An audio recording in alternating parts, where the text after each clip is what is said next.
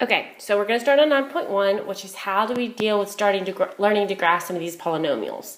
So in Algebra 1, we focus on quadratics or second degree, and then in Algebra 2, you'll see some more. So to get us started, let's review some of the graphs we've already seen. And so let's talk about A right quick. A is a linear function. So to graph a linear function, I go in and I plot the y-intercept, so I'll plot -1. And then I'll use my slope, which is 2 over 1, and I'll go up 2 over 1, up 2 over 1, up 2 over 1. And then I will go in and connect that all together using a line. Okay, so that would be the graph of a line. Yes, you can put arrows on it. You don't have to. It still means it's a line and it keeps going because I drew it off the grid. So can't forget about our absolute value function that we did a little while back. So because there's no numbers multiplied, this one's just our parent function. And so our parent function starts at 0, 0, and goes up and has a slope of 1 in the positive direction, but goes back with a slope of -1. So these are the ones that are in the shape of a V. And then for C, we're going to go back and cover this after we finish our polynomials. This one is called exponential. And you have not seen it yet, okay? So, but we can already see with my lines and my absolute value that each type of function has its own shape. And so this first one is linear, and then the second one was an absolute value. So today we're going to get started with how do we graph quadratics. So to get us started, we have to learn about what a standard form of a quadratic is, how do we use it, how do we get started. We'll spend this whole entire week talking about how do we graph quadratics. So to get us started, the standard form of a quadratic function is when I have it of f of x. Remember, f of x is the same thing as y. So that's the same as y. Equals ax squared plus bx plus c, where a, b, and c are all numbers. So knowing which one is which is going to be a big deal down the road. So for example, that first example, a is 5, but there's not an x term and there's not a constant term, so b is 0 and so is c. And so in the second one, well, I have an x squared, so a is 1, because 1's in front of x squared.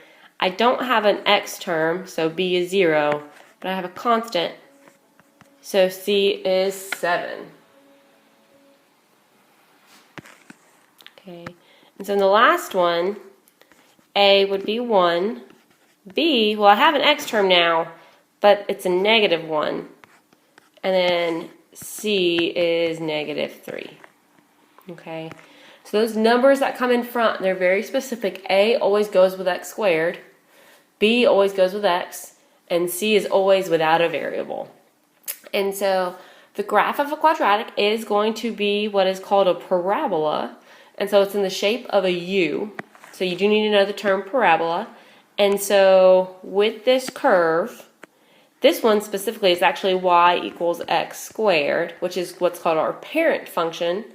And so we will go through and look at how do we graph them, how do we get the shape, how do we find all these points.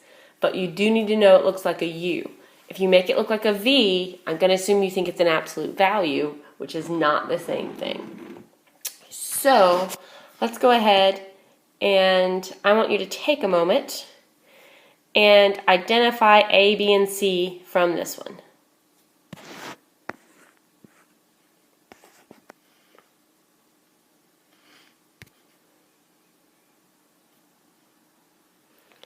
I'm going to give you 3 of them.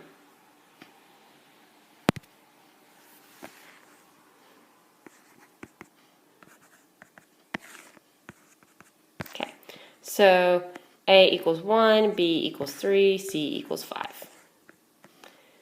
And then for the second one,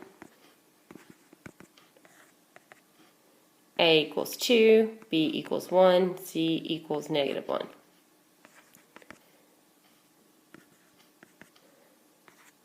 And for the last one, A equals 1, B equals 1, C equals 0.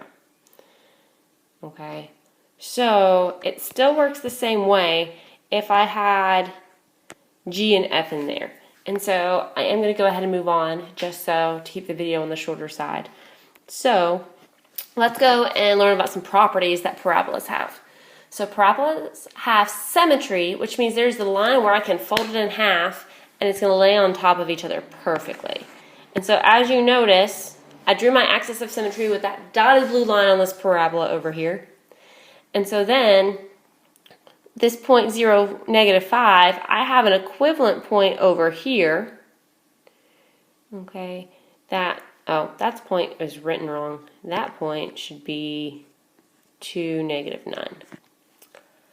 9. So over here, I should have an equivalent point, which is 4, negative 5, because of symmetry.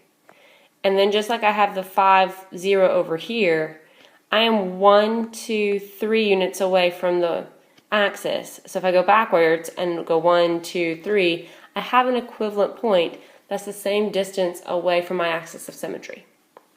So with that, we have a formula to create my axis of symmetry, which is why I need to know what is B and what is A in order to go and graph these later.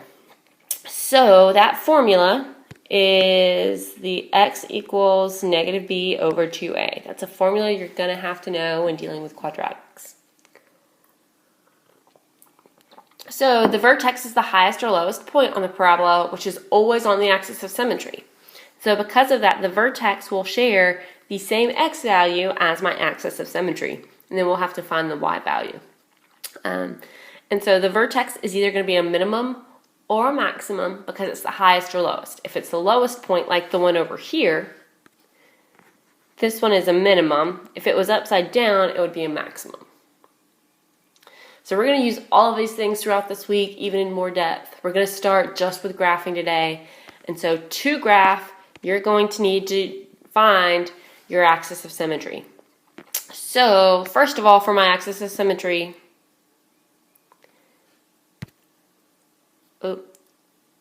wrong one.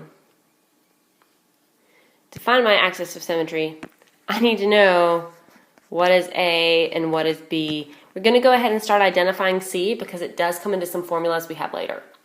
So A is negative 16, B is 72, and C is 520.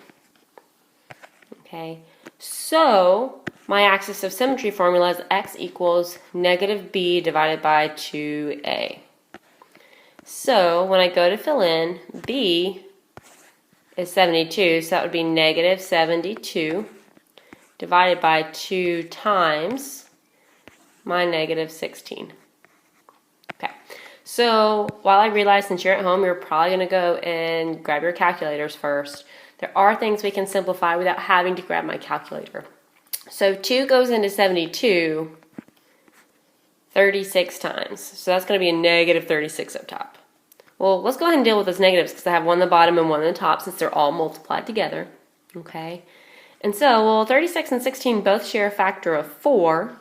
And so 16 divided by 4 is 4. And 36 divided by 4 is 9. So in this case, my axis of symmetry is the line x equals 9 over 4. So that x equals is important to your answer, so make sure you include it. Okay. So let's talk about max or min right quick, just so you can start identifying them in your graphs tonight. So because this one is high, this one is a maximum. And because this one is low, it has a minimum. Okay. So if it goes high, it means you have a max. If it goes low, you have a min. So let's go and graph our first one. Okay. So here is my chart. Okay, so this chart is going to be really helpful for you as you're getting started with graphing them, and I do expect to see it in your homework tonight. So make sure that you are using this graph. So how do I make this chart? So I will always have X on the far side, far left, and I'll always have the point XY on the other side. And in the middle, I'm going to have the graph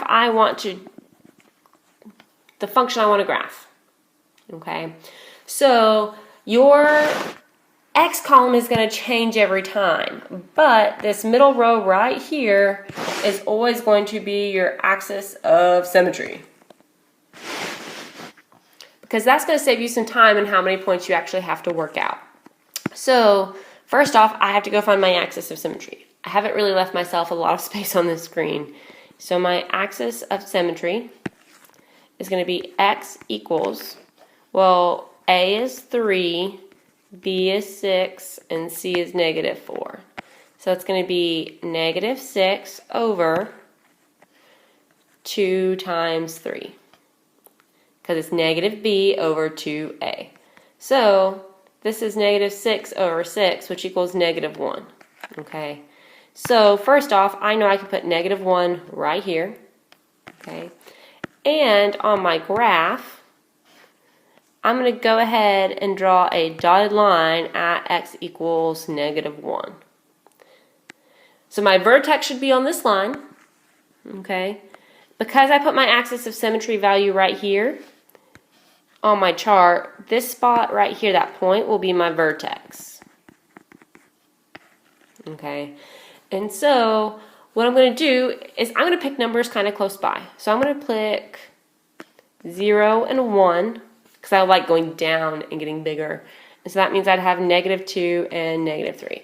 The first thing I'm going to plug in is going to be my axis of symmetry.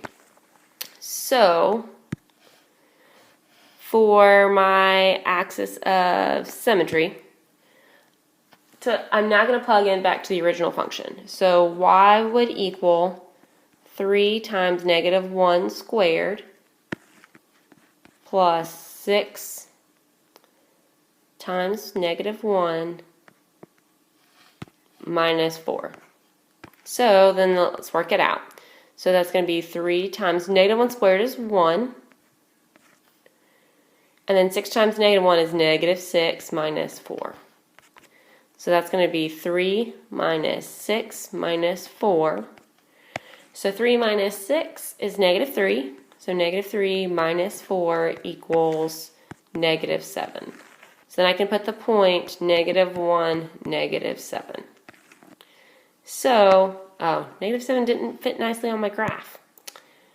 Well, we'll put it where it belongs anyway. So that point, -1, -7, is right here. Okay. So now we'll go plug in. I'm going to encourage you to plug in the later value. Plug in the nicer values. So if you don't like dealing with negative numbers, see if you can pick 2 on one side of -1 that give you values that are that you don't mind as much. So I'm going to go for 0 first. So that's going to be 3 times 0 squared plus 6 times 0 minus 4. So that's going to be 3 times 0. 0 times 6 is 6 minus 4.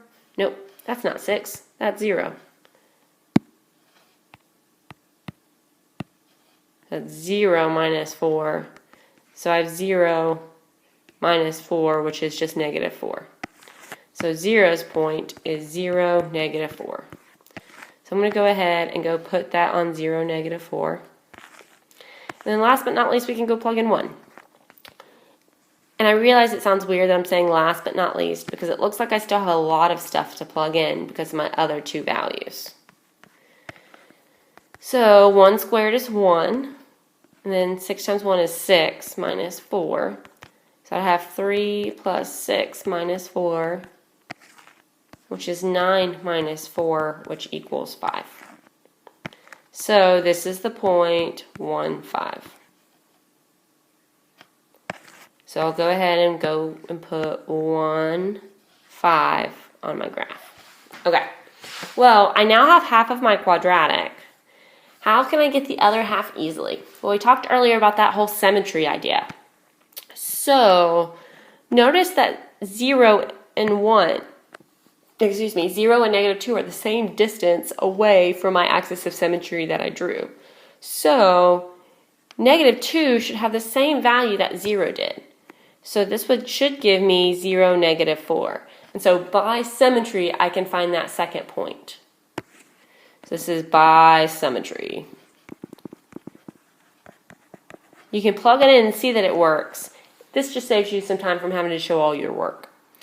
Show all of that work. And so, well, 1 is the same distance away as -3 is. So -3 should have the exact same value as 1, which is 5. So at -3, I need to be up at 5. Okay. So let's go and connect all of these together. Okay. So we want to make sure that we have it in a U shape and that it doesn't look like the V. So that bottom needs to be curved. Okay. So don't collect it like it's lines being conjoined. They're not lines, it is a curved function. Okay, and that's my quadratic. So this spot down here is the lowest point, so it's a minimum, and it's my vertex. Okay, and then this is my axis of symmetry, which is x equals -1. So I do need you to label your vertex and your axis of symmetry in your homework to receive full credit.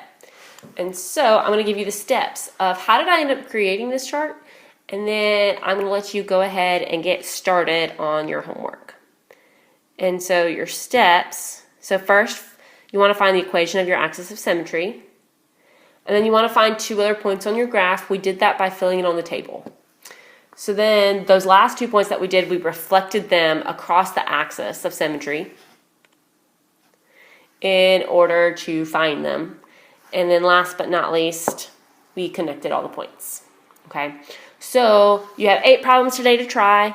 Go try them out. Let me know how they go. Let me know if you have any questions. I'll talk to y'all later. Bye.